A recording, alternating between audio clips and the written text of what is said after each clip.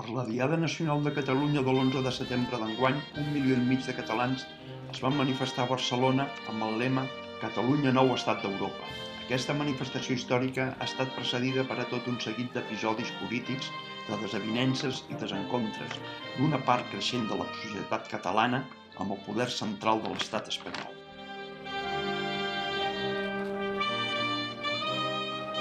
Catalonia wants to be a new state in Europe because we want to do exactly the same that all other European countries do. We want to make our own laws. We want to defend our interests in Europe. We want to defend our language and our culture, which are different from Spanish ones. And we want to manage our own taxes and our own money and decide which investments are best for our country.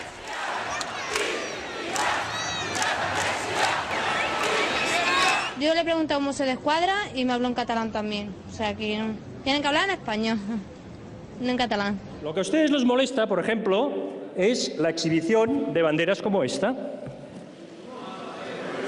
Eso les molesta. Que sí? Eso les molesta. Doncs per una raó molt senzilla, per donar la veu al poble de Catalunya en un moment transcendent de la nostra història en el qual ens estem jugant el nostre futur.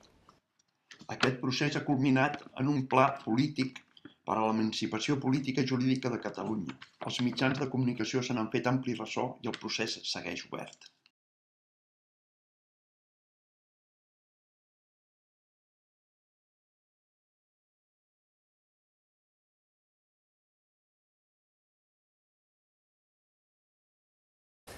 Bé, jo crec que aquí se'ns ajunta la situació de país, que és aquella de que des de fa molts anys els diversos governs de l'estat espanyol no sé si ens han ignorat, maltractat les dues coses amb una situació política que va més enllà de les nostres fronteres i que crec que som... I per tant que políticament estem en un moment molt complicat si ajuntem el tema del fet nacional amb el que és les polítiques socials, les dificultats econòmiques que n'hi ha i les polítiques que s'apliquen també en aquest sentit, tant pels governs europeus com pels governs de l'estat espanyol com pel mateix govern de Catalunya. Per tant, la situació és déu-n'hi-do complicada i ens l'acaben de complicar, doncs allò, com deia, ignorant-se com a país i maltractant-se com a país. La sort, la gent ens fa reaccionar i per això avui estem on estem, en una situació diferent pel que és organitzativament en el territori d'aquest país. El problema de veritat que tenim a Catalunya és la crisi que tenim. Tenim una crisi econòmica molt forta. Aquests 850.000 parats que s'ha de buscar solució. Aquí a l'estat espanyol és el país on les famílies i els nanos estan amb un índex de pobresa d'un 45% que ha pujat. Vull dir, som el país d'Europa amb aquesta situació pitjor. Vull dir, clar, això és un gran problema. El problema, en definitiva, dels missatges que ens volen dir que Catalunya sí, que Catalunya no, que si fora, que si dintre... Jo penso que això per la ciutadania no és el primer. I jo penso que tota aquesta situació s'arreglarà. Més que altra cosa, com s'han d'arreglar les coses. Amb diàleg, amb solucions. No es creu, avui en dia, aquí tenim l'informe. Primer problema, el paro. Segon problema, els polítics. Però, escolti, s'han de fer les coses com cal. I es tindran que arribar a molts acords entre el que és el govern central i el que és el govern de la Generalitat de Catalunya, sigui mani qui mani.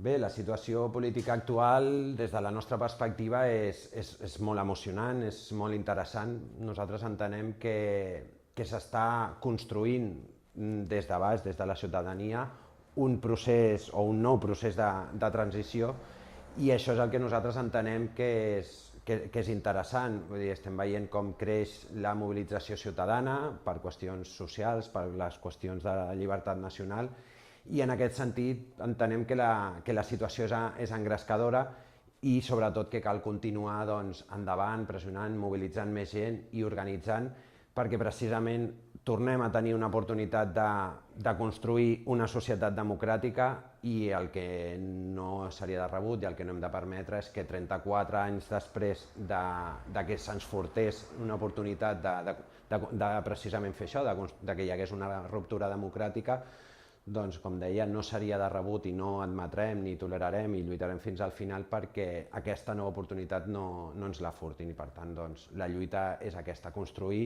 aquesta ruptura democràtica i poder viure d'una vegada per totes en una societat democràtica on sigui la voluntat de la ciutadania la que decideixi cap a on va el nostre país. Catalunya, la seva llarga història, ha tingut moments de més èxit, moments de derrota, però ha arribat un moment en què el poble hem dit prou, que el poble tenim la il·lusió de construir un nou país, de construir un futur que pels nostres fills, pels nostres nets, sigui un país que valgui la pena. I això, en aquell moment en què hi ha una gran majoria, que hi ha una gran sensació d'unitat dins del poble de Catalunya per tirar endavant aquest procés de manera democràtica, de manera assenyada, de manera legal i escoltada per tot el món, doncs és un moment històric que cal aprofitar. La història de Catalunya canvia a partir d'aquest moment. Estem d'un moment d'igual transcendència que el moment històric del compromís de Casp, que el 1714 o del 14 d'abril. És un moment històric d'aquestes característiques. I el poble de Catalunya això ho ha d'entomar amb gran unitat, amb gran il·lusió i amb gran fortalesa per tirar endavant i no tenir por del futur esperançador que ens espera aquests propers anys. Bé, la veritat és que jo la situació política la valoro amb molta preocupació. Hem viscut 2 anys de legislatura d'Artur Mas en els que la gent està patint unes polítiques contra la crisi que estan accentuant la crisi i realment el preocupant ara mateix de la situació política de Catalunya són les retallades i la dificultat que està tenint la gent per afrontar el seu futur. Per altra banda, tenim també una situació convulsa, que no podem negar, que és arran sobretot de la diada d'aquest 2012, on va sortir moltíssima gent al carrer. Jo crec que va sortir molta gent per diferents motius, no penso que hi hagués un únic motiu, penso que hi havia gent realment amb un sentiment independentista clar, penso que hi havia gent que ho està passant malament i busca una sortida, encara que sigui incerta, però busquen una sortida a la seva situació. Penso que hi havia gent que directament pensa que la relació de Catalunya amb Espanya ha de canviar, i tot això ens ha portat unes eleccions. Com veig jo aquestes eleccions? Home, aquestes eleccions, en realitat, són unes eleccions en les que ens juguem aquestes dues vessants o aquestes dues coses. Si continuem amb unes polítiques clarament conservadores, que no depenen de si Catalunya és independent o no, i, per altra banda, unes eleccions on hi ha diferents opcions polítiques. Jo penso que opcions honestes i clares, com pot ser, per exemple, l'opció de Solidaritat per la Independència, o com pot ser l'opció d'Esquerra Republicana, que diuen clarament nosaltres volem la independència de Catalunya. Hi ha una opció que és una novetat, que és l'independentisme del senyor Artur Mas, un independentisme, jo crec que accentuat pels darrers aconteixements, que no sabem ben bé quin full de ruta té, que no sabem ben bé com es vol portar a terme, i després tenim a l'altre cantó 2 partits que han decidit que les relacions de Catalunya i Espanya estan molt bé com estan, sense escoltar el clam general que hi ha al carrer, que és uns independentistes, altres que no, però que sí que s'han de modificar les relacions entre Catalunya i Espanya. Aquests 2 partits són el PP i Ciutadans. Jo crec que davant d'aquesta situació convulsa la resposta ha de ser la sensatesa. Saben les persones que m'estan escoltant que la nostra és una proposta que no vol ni marxar d'Espanya ni recentralitzar l'estat espanyol, perquè la descentralització ens ha donat moltes coses bones i nosaltres fem una oferta de fer un veritable model federal per a Espanya, que és el model que té Alemanya, que té Canadà, que té Estats Units, que tenen els països millors, més pròspers del món. Crec que per parlar de la situació política actual cal parlar de la crisi econòmica i de la independència. Pel que fa a la crisi econòmica, Aquesta està afectant greument moltes famílies. De fet, des de l'any 2009 hem tingut 19.000 desnonaments a Catalunya. Un informe recent de la UNICEF denunciava que hi ha 300.000 menors al nostre país que estan vivint per sota el llindar de la pobresa. Això vol dir que és aproximadament un de 4 nens i nenes catalanes que estan vivint en unes condicions que no els toca. A més, la xifra pel que fa a l'atur és aproximadament la mateixa. Arriba ja gairebé al 25% d'aturats al nostre país. Tot això està fent que hi hagi, òbviament, una revolta social, ja que davant d'aquests fets, les mesures que està prenent tant el govern espanyol com el govern català són retallar en sanitat, retallar en educació, a pujar les taxes universitàries. De fet, aquí a Catalunya paguem un 51% més de taxes universitàries que no pas les que es paguen a Madrid. Per una altra banda, el frau fiscal és un altre dels escàndols de les mesures que el govern espanyol ha portat a terme. Davant de tot això, jo crec que és important parlar de la crisi econòmica, ja que explicaria aquest moviment que hi ha hagut social i que el que ha fet és precisament que la gent prengui consciència, ja que un 43% dels impostos que paguem els catalans i les catalanes van a Madrid i no tornen. El problema no és tan sols aquest, que paguem diners i no tornen, sinó que a més estan malbaratant els nostres recursos. Davant de tot això, jo crec que hi ha hagut un moviment independentista molt diferent al que hem tingut fins ara. Si fa uns anys els independentistes tenien un perfil molt diferent a l'actual i els unia més aviat unes raons, una llengua, una cultura, una història que ens són pròpies i era una raó potser més sentimental. Actualment hi ha raons econòmiques i el perfil de l'independentista ha canviat moltíssim. Davant d'aquesta injustícia social i davant d'aquesta injustícia amb el govern espanyol respecte a Catalunya s'ha creat una consciència, jo crec que també per part d'entitats, moltes entitats i també de partits polítics que hem estat fent pedagogia i hem estat explicant quina és la realitat, explicant les balances fiscals, explicant l'espoli fiscal que estem patint. Jo crec que ara estem preparats per fer un pas endavant que el proper 25 de novembre esperem que així sigui. Aquestes consultes ens han demostrat que la unitat del catalanisme és possible quan els objectius són clars. Pues lo que dicen las leyes y lo que dice fundamentalmente la Constitución es que decisiones de esta naturaleza solo pueden tomarse por quien es el titular de la soberanía, que es el conjunto de la nación representado por las Cortes Generales. Pues sí, es que nuestro interés es españolizar a los alumnos catalanes y que se sientan tan orgullosos de ser españoles como de ser catalanes.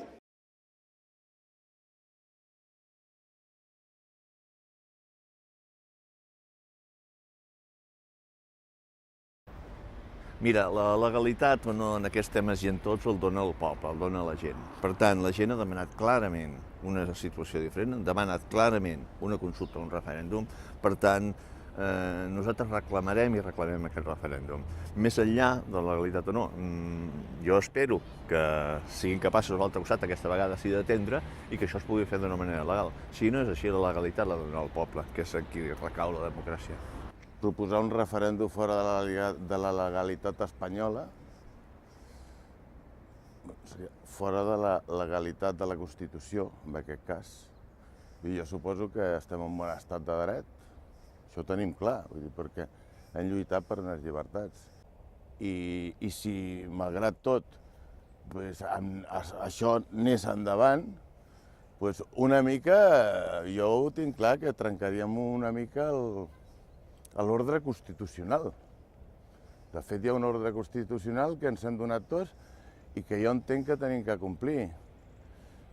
Ara, que aquest referèndum s'ha de negociar de la forma pertinent com han fet altres punts, en el que demanàvem, el cas d'Escòcia, per exemple, i ha sigut un diàleg i un pacte amb el que és el govern central i arribar a unes solucions, a un temps i a unes formes, i què és el que s'ha de preguntar? Doncs això. Llavors jo suposo que això es tindrà que manifestar amb el seu dia al Tribunal Constitucional, el que digui si això és viable de la forma que es plantegi o no. Doncs des de la nostra perspectiva el que és més important que valorar la legalitat o no legalitat d'aquesta consulta, com deia, el que és important és que realment hi hagi un procés d'autodeterminació. I amb això doncs, pensem que és important el concepte sencer, procés i autodeterminació.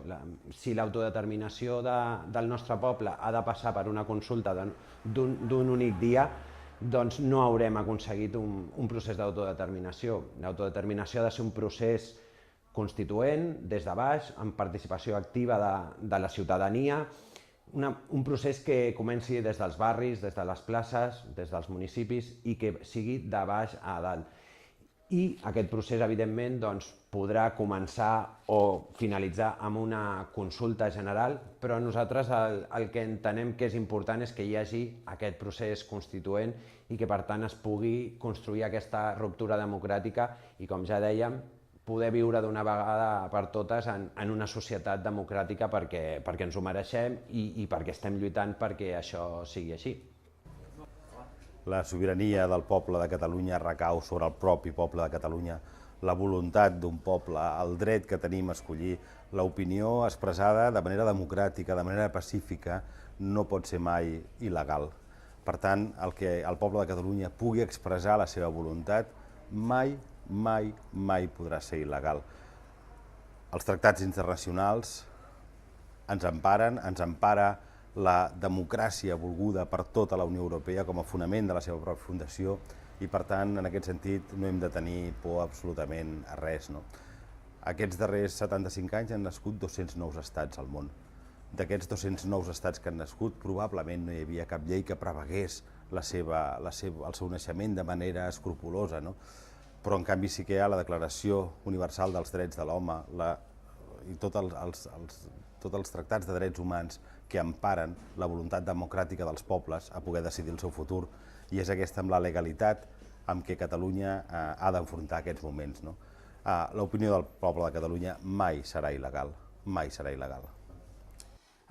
Clar, abans de respondre a aquesta pregunta, potser el que hauríem de parlar és de la pròpia pregunta, perquè no existeix una legalitat espanyola. A Catalunya i a la resta d'Espanya només hi ha un ordenament jurídic i, per tant, una cosa és o no és legal si està dins o fora de l'únic ordenament jurídic que tenim avui.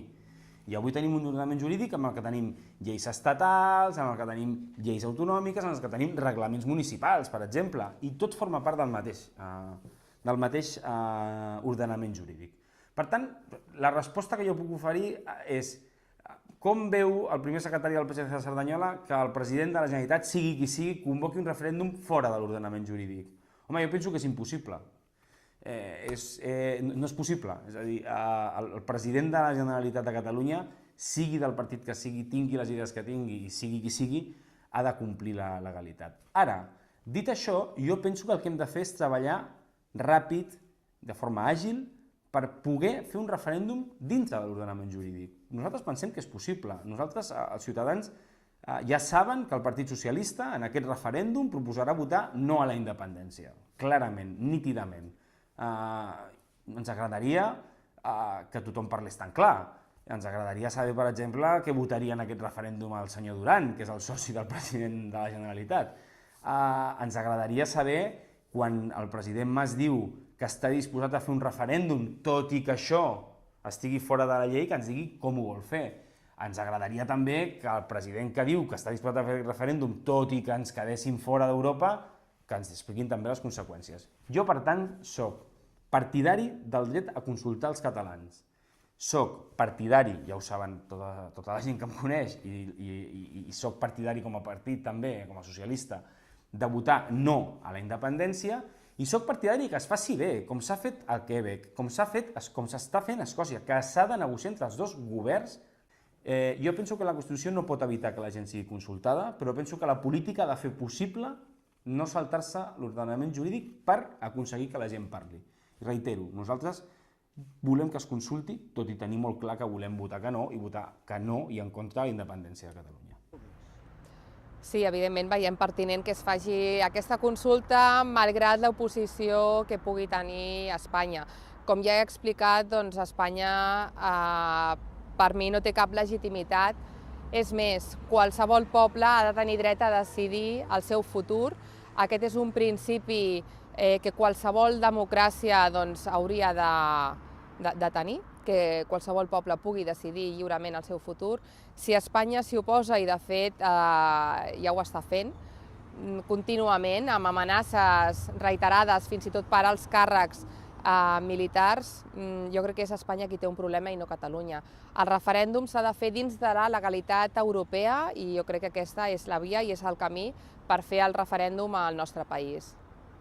Y me has venido a pedir 5.000 millones. Con esta mano y con la otra me proclamas la independencia. Pero tú me has mirado bien a mí. ¿Tú sabes con quién estás hablando, criatura? ¿Tú sabes lo que es España? ¿Tú sabes lo que es la envergadura histórica de esa mole a la que te atreves a desafiar, criaturilla? Y tal despilfarro y tal ineficiencia que no puedes ni pagar las nóminas de tus funcionarios, tendré que intervenirte. Por cierto, con la Constitución en la mano. Es un ejercicio de irresponsabilidad extraordinario el que ha hecho el señor Mas. Catalunya, una vegada convertida en un estat independent propi, etc., tindria un superàvit del 7,1% del PIB. Punto. Hi ha dues constants universals al món. Una és la velocitat de la llum i l'altra és el dèficit fiscal català. Que fotis les reformes que fotis, sempre surt el 8%.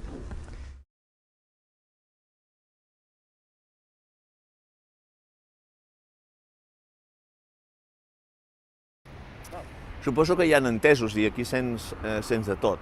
Hi ha algunes coses que sense entendre massa en moltes bestieses. Jo el que tinc clar i el que nosaltres tenim clar que Catalunya sempre ha sigut un capdavantera amb els temes econòmics, amb l'emprenedoria, amb sortir-se'n i treballar fora de les seves fronteres. Per tant, jo crec que es poden dir moltes bestieses, però veig perfectament capaç aquest al nostre país de sortir-se'n endavant.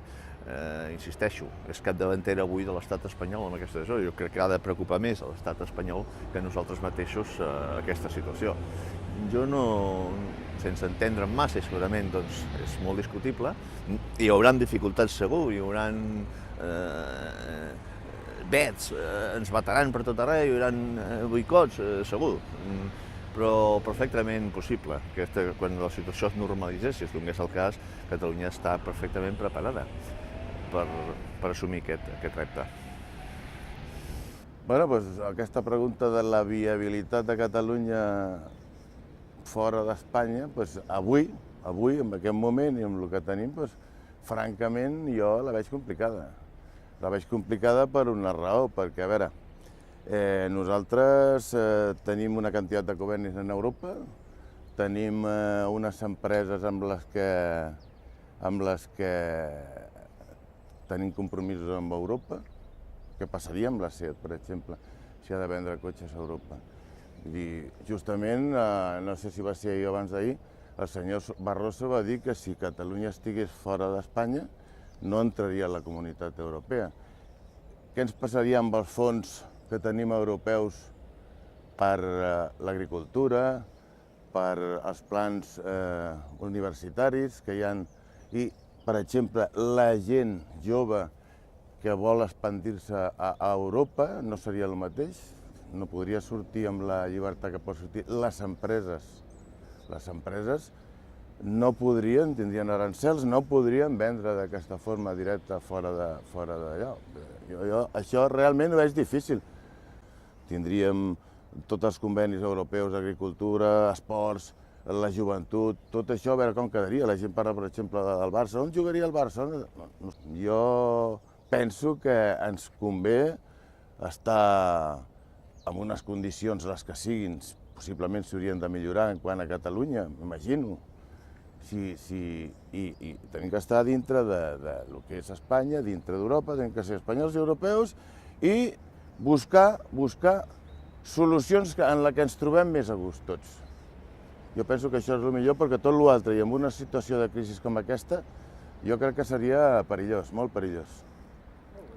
A l'hora de parlar de viabilitat econòmica del nostre país, caldria parlar d'independència però en termes complets, en termes reals. Nosaltres entenem que la independència ha de ser completa i perquè ho sigui ha de ser una independència econòmica, sobretot, que és la base sobre la que es construeix la societat. Nosaltres entenem que el fet que allò que és important és la sobirania del poble i per tant a partir d'aquest moment és quan nosaltres podrem fer viable o no el nostre estat si decidim que l'hem de tenir o no. Si tenim un estat que continua agenollat davant de les entitats financeres i davant d'allò que anomenen els mercats, que no és més que els grans banquers i els grans propietaris, aquells que dominen el món i que ningú no els ha triat, doncs llavors no tindrem ni independència real ni tindrem viabilitat econòmica. Cal, precisament per tot això, treballar per construir aquesta sobirania, per construir una independència real i, sobretot, construir un nou model econòmic que és el que ens farà que siguem un estat viable econòmicament i, sobretot, en termes socials, mediambientals i culturals i en tots aquells termes que afecten a la vida quotidiana de les persones. Catalunya serà una nació viable des d'un punt de vista econòmic de manera molt rotunda. Catalunya és un país dinàmic, Catalunya és un país que és capaç de generar riquesa i Catalunya és un país de dimensions absolutament similars a molts altres països molt pròspers del nostre entorn europeu. Països com Àustria, com Dinamarca, com Noruega, són països de dimensions com Holanda, països de dimensions similars a Catalunya que per descomptar la seva prosperitat hi és. Però no només això, la Catalunya actual, la seva riquesa, hi hem de sumar dos elements que em sembla que són importantíssims. Un és el deixar el dèficit fiscal que en aquest moment ens suposa un llast impressionant com a país per poder prosperar, una. I segona, i probablement més important, un estat propi, un estat català, podrà crear el model de societat que millor s'adeqüi a les necessitats i a la voluntat d'aquest poble. El nostre no és un poble que es basi en les subvencions, no és un poble que es basi en el funcionariat, no és un poble que es basi en un estat que ho vol acomplir tot. És un país d'emprenedors, un país de gent que treballant, creant riquesa se'n vol sortir i unes estructures d'estat pròpies podrien acollir molt millor el que la societat catalana és des d'un punt de vista econòmic, d'emprenedoria, d'esforç, d'aixecar la persiana cada dia, d'intentar crear riquesa. Per tant, el convenciment més absolut que, per descomptat, Catalunya, aquesta vella nació mil·lenària de la Mediterrània, serà un país pròsper i un país viable econòmicament en el concert de les nacions del món. Bé, jo no soc economista i la veritat és que no soc expert i per tant jo crec que seria una miqueta irresponsable per part meva fer extrapolacions econòmiques del que significaria l'economia catalana en un estat independent. Jo penso que és una irresponsabilitat que els dos extrems, el que està passant aquests dies de veure a Convergència i al PP, uns dient que Catalunya seria el 5è país d'Europa més ric, quan no tenim cap dada segura que ens ho digui. I veure el PP que digui, no, miri, si Catalunya és independent tindrà un 40% d'atur i sí, els nens creixeran ja amb banyes, com els diables, no? O sigui, tot és un drama. Després hi ha una incògnita, que és si Catalunya és independent, si es manté o no es manté a l'euro. Hi ha incògnites de si és independent i, efectivament, com diuen els tractats de la Unió Europea, es queda fora de la Unió Europea i passa a estar a la cua per poder entrar. Hi ha una incògnita clara, que és dir, quines conseqüències econòmiques hi ha d'estar fora avui de la Unió Europea. Jo crec que són greus. Però a mi no m'agrada enganyar la gent. Jo crec que ningú sap exactament quines conseqüències econòmiques tindria. El que sí que tindria és una conseqüència, que és que hi hauria un fracàs del projecte polític del país, que és que no hem sapigut, per alguna raó, no hauríem sapigut compartir, conviure, dialogar i pactar, i hem agafat la via de la ruptura. Jo penso que aquesta via no és la bona, penso que Catalunya el que no pot pretendre, i si em permeten aquí la broma, a mi em costa molt sentir el president Mas dir que vol federar-se amb Finlàndia però que vol separar-se d'Aragó o de València. No és cert que els problemes de Catalunya es resolguin el dia següent de la independència. No és cert, i això ho saben les persones que ho afirmen. Per tant, jo aquí sí que vull ser molt clar, en això enganyen. És a dir, Catalunya independent tindria atur. La Catalunya independent tindria dèficit, com tenen tots els països del nostre entorn. I això és una evidència, no és res inventat. Bé, com ja he explicat anteriorment, un 43% dels nostres impostos van a Madrid i mai tornen. si finalment Catalunya esdevé un estat independent d'Espanya, un estat independent, aquest 43% d'impostos que estem pagant no els pagarem i, per tant, serem nosaltres que els podrem recaptar i gestionar. Estem parlant aproximadament d'uns 16.000 milions d'euros anuals. I, a més, el que jo crec que és més tranquil·litzador, perquè aquí els economistes, aquests darrers dies i aquests darrers mesos hi ha hagut molt debat entre diferents economistes, però el que jo crec que és molt tranquil·litzador és que aquesta darrera setmana s'ha publicat un article realitzat per diferents economistes, tant a favor com en contra de la independència. El que deien és que, efectivament, Catalunya és viable dins d'una Catalunya independent, és viable econòmicament. Per tant, jo potser el que sí que patiria més és per la viabilitat econòmica d'Espanya sense Catalunya que no pas per la viabilitat econòmica de Catalunya sense Espanya.